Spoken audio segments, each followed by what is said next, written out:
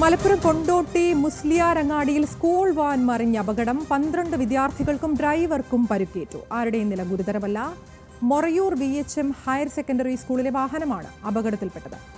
വിവരങ്ങൾ മലപ്പുറത്ത് നിന്ന് രമ്യാദാസ് നൽകും. രമ്യ, എപ്പോഴായിരുന്നു ഈ അപകടം? അപകടത്തിൽ പരിക്കേറ്റ കുട്ടികളുടെ ആരോഗ്യനില അതെങ്ങനെയാണ് രമ്യ? അപകടത്തിൽ പരിക്കേറ്റ കുട്ടികളുടെ നില ഇപ്പോൾ ഗുരുതരമല്ല എന്നാണ് അറിയാൻ കഴിയുന്നത്. സംഭവത്തിൽ ഡ്രൈവർക്കും പരിക്കേറ്റിട്ടുണ്ട്. അവരുടെയും നില ഗുരുതരമല്ല. നിലവിൽ ഇവരെ ഇപ്പോൾ കൊണ്ടോട്ടിയിലെ സ്വകാര്യ ആശുപത്രിയിലാണ് പ്രവേശിപ്പിച്ചിട്ടുള്ളത്. കാലത്ത് 9 മണിയോടെ കൊണ്ടോട്ടി മുസ്ലിയാരങ്ങാടിയിലാണ് അപകടം നടക്കുന്നത്. മറയൂർ VHM ഹയർ സെക്കൻഡറി സ്കൂളിലെ വാഹനമാണ് അപകടത്തിൽപ്പെട്ടത്. പരിക്കേറ്റവർ ഇപ്പോൾ മഞ്ചേരി മെഡിക്കൽ കോളേജിലാണ്. പരിക്കേറ്റവരെ കൊണ്ടോട്ടിയിലെ സ്വകാര്യ ആശുപത്രിയിലാണ് ഇപ്പോൾ പ്രവേശിപ്പിച്ചിട്ടുള്ളത്.